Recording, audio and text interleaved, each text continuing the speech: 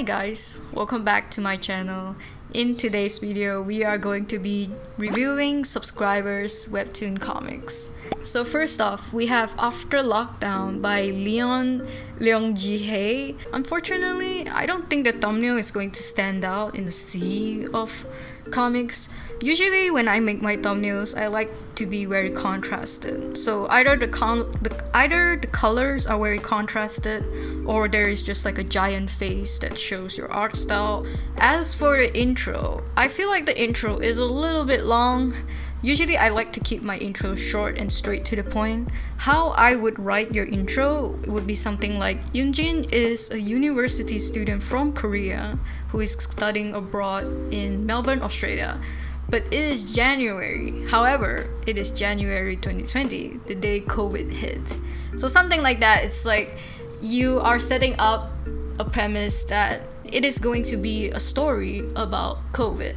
And yeah, they have a team of writers and artists working on this comic, and I think their comic is also sponsored by an organization. I actually do really adore the art style. I love the simplification of the background. I think the transitions are very smooth. It's very smart transitions, especially in episode 2, the transition from the home screen to calling the mother. Whoever is the artist that worked on it definitely did their homework. If I really have to be nitpicky here, is that there's this one episode where the protagonist is trying to do yoga. I do feel like the poses can be done better, especially from this perspective.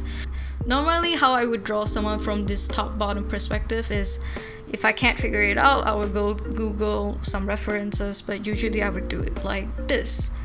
Personally, I really don't like to read something and then have to scroll all the way down to find my subtitles. Either you put the subtitles closer to their speech bubbles or just completely replace the speech bubbles and maybe indicate spoken in Korean or something like that. I think the prologue is done very well. You got me hooked instantly when everything became a little bit darker. However, I can't really find a grip on the story to keep me interested. I think in slice of life comic, people think it's like, this comic is about showing my daily lives. That should be it, right? But daily life comics can run a little dry. I still feel like a grip of having someone show potential growth to become someone they want to be by the end of the comic would be very helpful. But otherwise, this is a very good, short 5 to 10 minutes read. If you're also facing the same situation as the protagonist in the comic, I feel like you can relate to them very well. The next comic we are going to talk about is After Prom by Ingo Boris. And this is a drama and romance genre type comic. From the thumbnail, it really reminds me of True Beauty. I know a lot of people might not agree with this, but I do find that trying to copy some bigger names out there, like the familiarity is very good for your comic. Viewers realize, oh, I'm going to read this comic and this comic is gonna feel like that other comic that I read, which was really good. So I think the thumbnail is pretty well done. Now let's take a look at the intro for the comic. Esther has one wish before high school ends: to attend prom with a date, but who would ever want to go with a boring, weak, depressed, ugly girl like her to prom? Jesus, okay.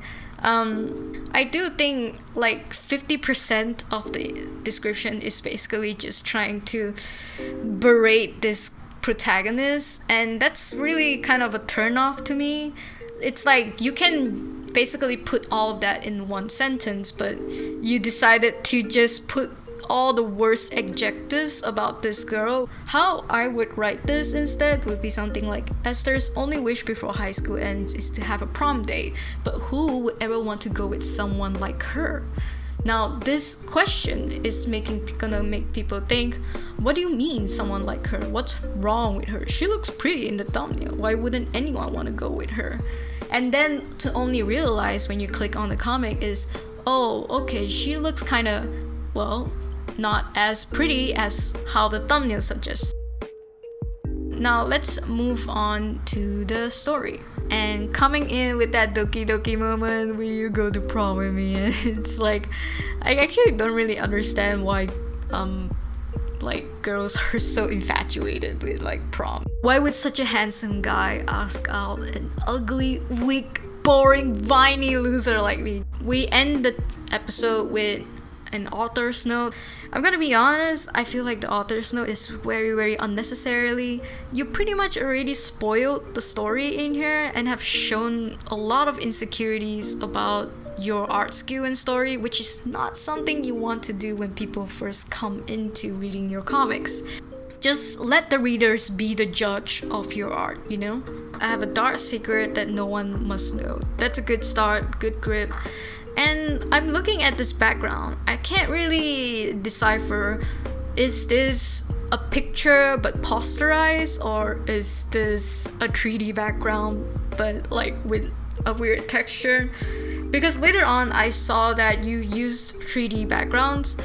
I think what you need to do with the backgrounds from here on out is that you need to be more consistent. Either you stick to like all 3D backgrounds, or you stick to all photo filtered backgrounds. Her secret is I am very boring.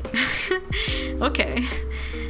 You could replace me with a head of cabbage. I thought this was funny. I like that you just decided to make her a cabbage, and that would make the story more exciting. That was really funny. Dude just had a growth spurt and became 180 centimeters tall. Hell yeah, when do I get my growth spurt? This is how Roger used to look like. I think this version of Roger is definitely taking inspiration from Lookism.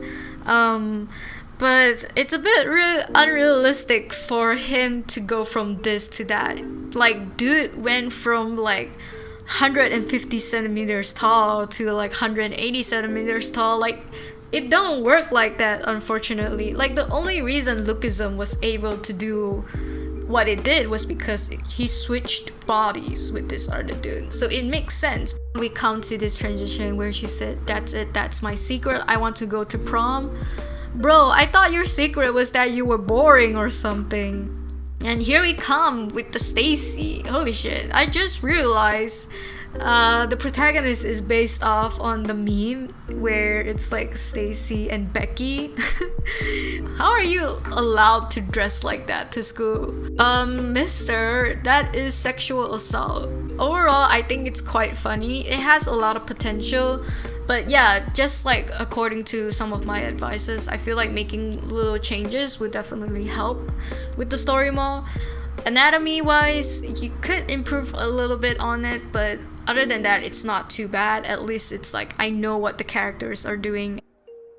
Our next submission is from Starblazer Comics, presenting Dust Boy, which is a superhero / action comic. I have nothing to change about the intro. I think it's a really good intro. It's straight to the point and it's short. Well done on that. And for the thumbnail, I feel like you could go a little bit more contrast with the colors. Again, you want to stand out in the sea of comics. So I think for me, how I would change it, I would either make it like black and white, or yeah, just whatever means to make it stand out, either by the art or the colors. Now, I'm really trying my best to look at this background here. I'm not sure what I'm looking at. I think it's a pile of trash. I understand like you kind of going for like this abstract shape kind of style, but I think it would do you better if you can at least show what you're trying to draw, because at this point, like, it just looks like a bunch of circles and squares, and if I'm not wrong, I think this is just trash. For the prologue, it's pretty well done in the beginning, but around the bottom there, I feel like you can definitely panel this out more. You tried to fit all the dialogues in 4 panels, and that in return makes it look like, oh, there's a lot I have to read. And you can actually just storyboard this a bit longer. Your prologue never has to be like 5 minutes read and whatnot. You can always make them longer. The purpose of a prologue is to get people interested. It's not about how short you can make it. And the font you use, I would space them out a bit more, because now everything looks like they're merged like really closely, and if I'm like reading this in the dark, the words might jumble up in my vision. Either you put less dialogue in a speech bubble so people don't start merging the words, or you space it out more. This shroom part is really funny. It's like, I like that you wrote it by yourself. It's like kind of a minuscule thing happening, but it's also a very big thing for them that's happening. There's this part, however, where you wrote become one. I couldn't really see it. I think you struggled with this font on how to present it. My suggest is to use another font that's like more dynamic, something like Bada Boom. You can find this like on the font. And he transitioned into having eyes and mouths. Hell yeah. Ooh yeah, baby. I mean, overall, I do like how you decided to stick to a style and committed to it. You know, like I said, making comics, you don't have to have insane art skills and whatnot. As long as you have a pretty standard story going on and you can get like a couple of viewers interested in the art style, that's pretty much it. That's pretty much all you need.